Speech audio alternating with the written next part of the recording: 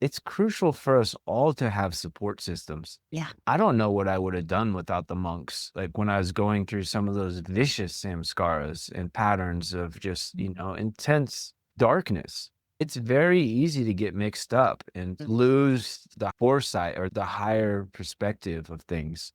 So having touch points, a lot of people see that as a weakness. No, it's actually absolutely crucial. That's where the whole guru tradition was born from. Otherwise, you get caught in the Maya, you get caught in the thorns, and it's a big thing to walk through all that.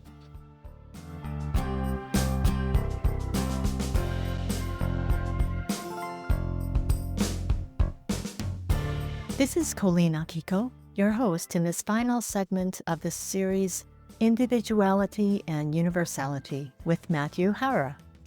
In part 4, we open with the mystery of surrender and feeling the unseen support of our ancestors. We'll conclude with mentioning topics that we'd like to explore in the future, like how to connect with the right mentor, as well as the energetics of music and the body. So thank you so much for joining us in this We Be the Change segment, Walking with Our Ancestors, a journey of surrender and support.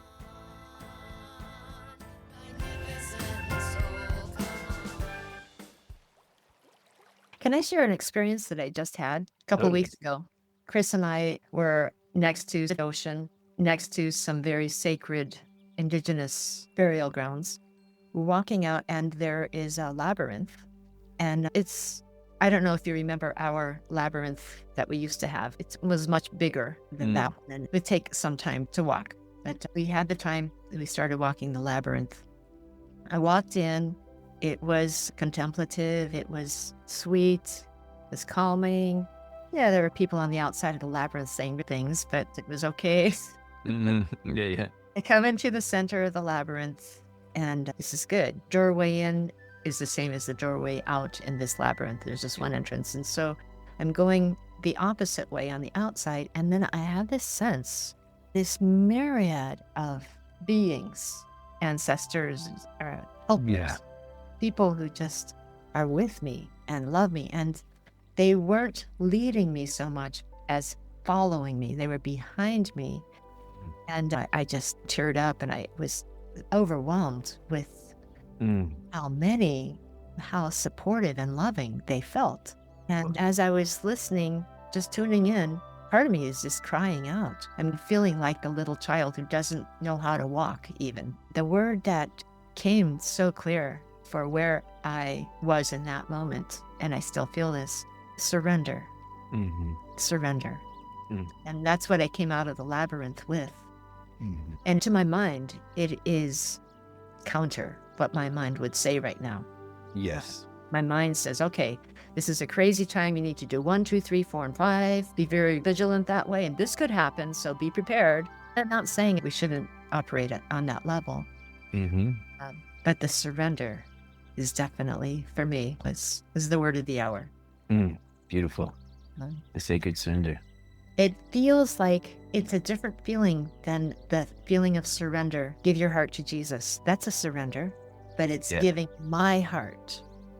This was a surrender with this infinite number of beings. With the tribe. Yeah. We're all in this together. Yeah. What's my part? My part is surrender. Yep. Which to me is currently translating like dissolve the illusion that I have to be such and such a way in order to receive the help that's here, and the support and the accompaniment, the grace. Yes. The connection. And all that. That's beautiful. What you're sharing, this reminds me of this, and this time.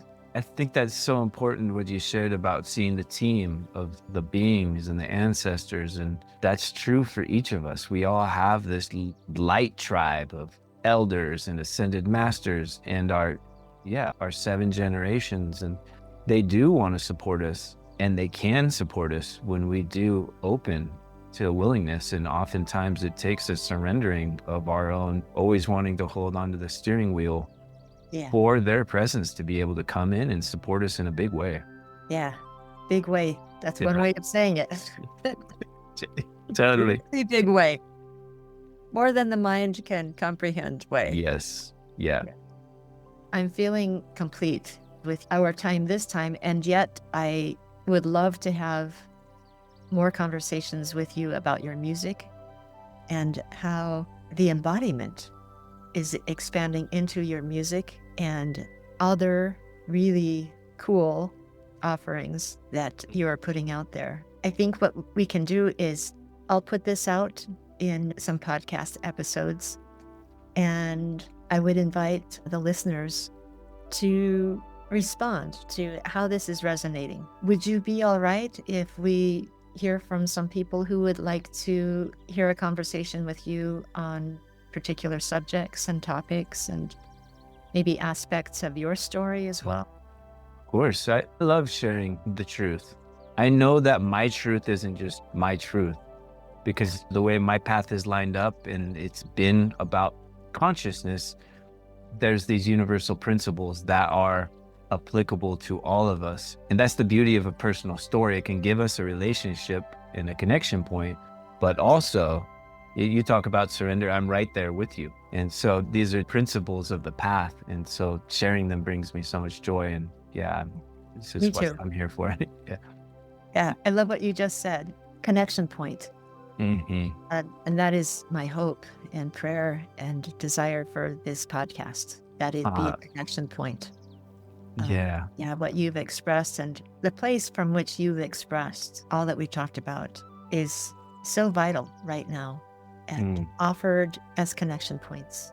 And you are one human connection point that I really appreciate talking with again. Same, Colleen. Same back at you. Thank you. I think I would like, as I segment this conversation into probably a few different podcast episodes, to include at the end some of your music, if that's all right. So people I'd love that. Yeah. allow that to be some processing time. Yeah, as there's such a beautiful dynamic between those two, right? We share some words, we share a story or some principles, and then we kick back. Like we open to grace, we listen to music, which holds the truth in a different vibration, which is generally more receptive for the holistic energetic of the body. And it's easier. The mind has it. We share the little bit of some appetizers for the mind, but what's important is that we receive it in the body, because then it can go into an assimilation that can stick. Yes, receiving it in the body. I know that's what I need. If I get too much in my head, I don't sleep. Yeah. I feel the tension. And I can function, but I'm subpar to where I could be. And it's not hard to be in a better place. That's the gift of the body, right? It responds. It lets us know. Yeah. And there's the traditions that have cultivated a pushing away and a dishonoring of the body, but in the yogic tradition, it's an embracing.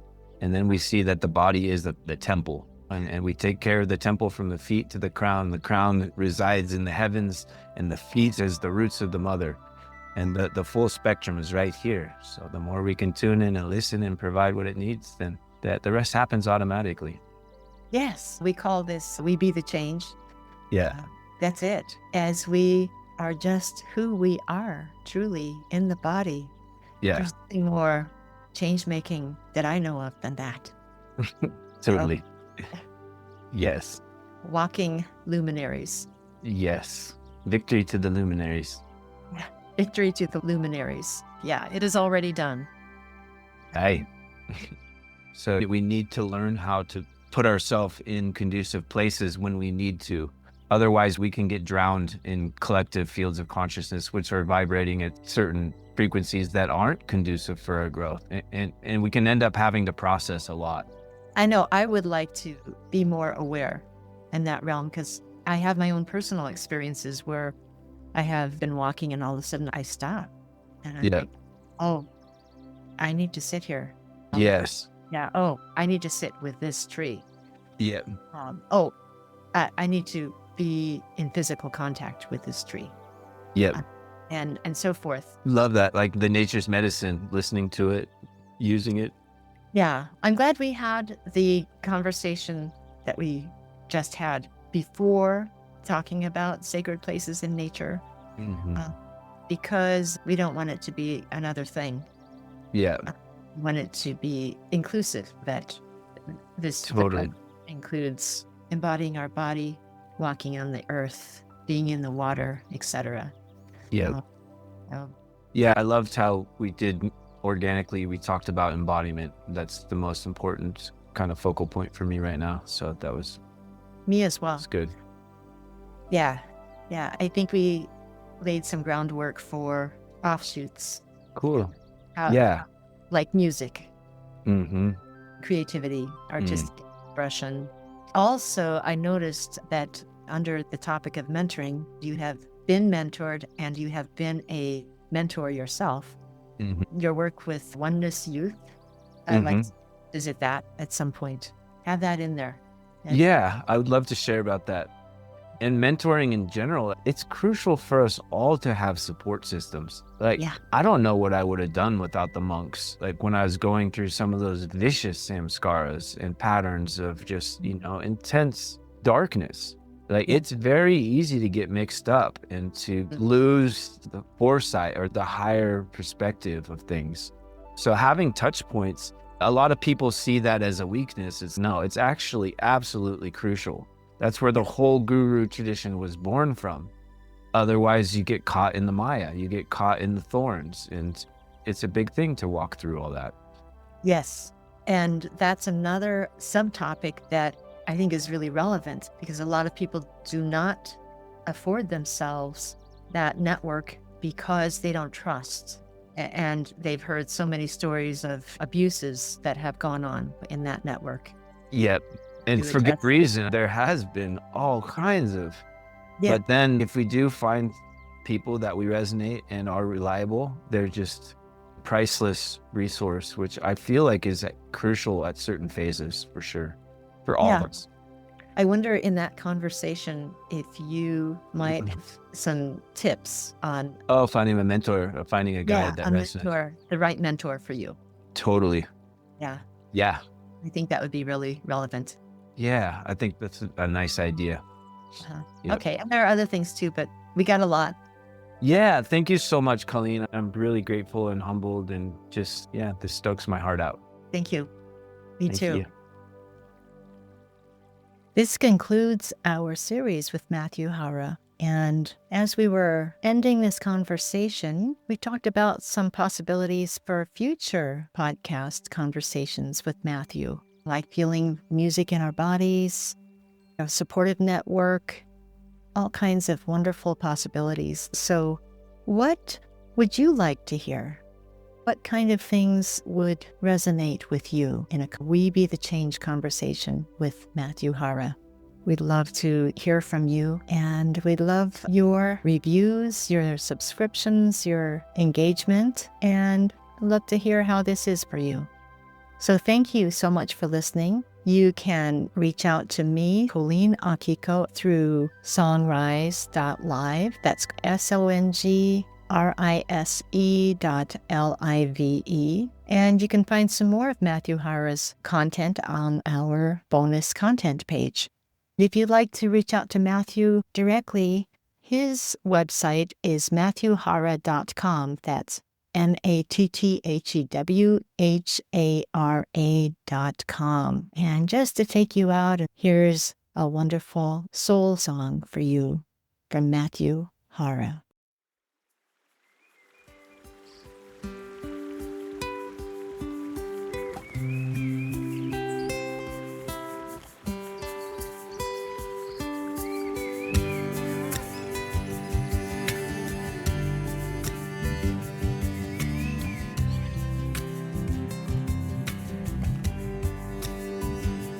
Holy Spirit, Divine Mother, a love that holds us no matter.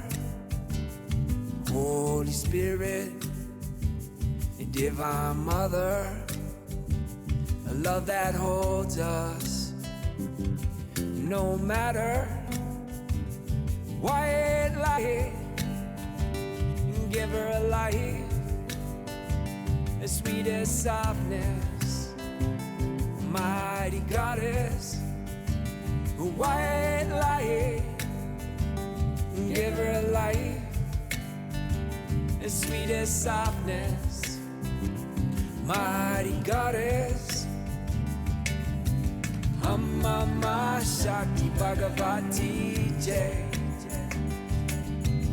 Mama Shakti Bhagavati Jai. Mama Shakti Bhagavati Jai. Mama Shakti Pachamama Jai.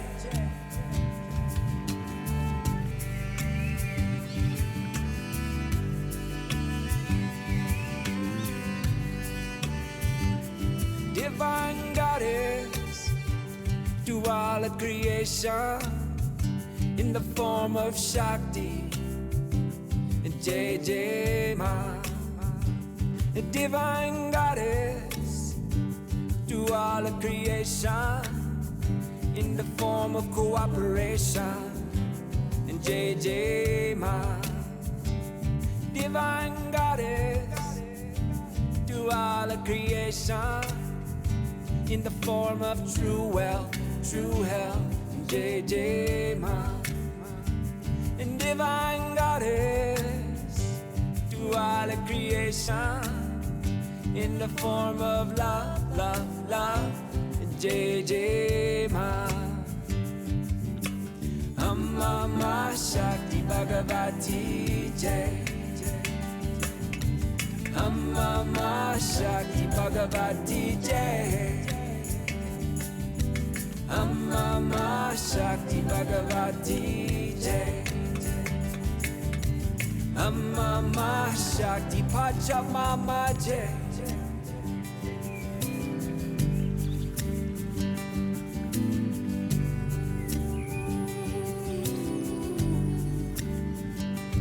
Holy Spirit and Divine Mother, a love that holds us no matter what life. Give her a life, the sweetest softness, mighty goddess. Mama Shakti Bhagavati Jai. Mama Shakti Bhagavati Jai. Mama Shakti Bhagavati Jai. Mama Shakti Pachamama Jai.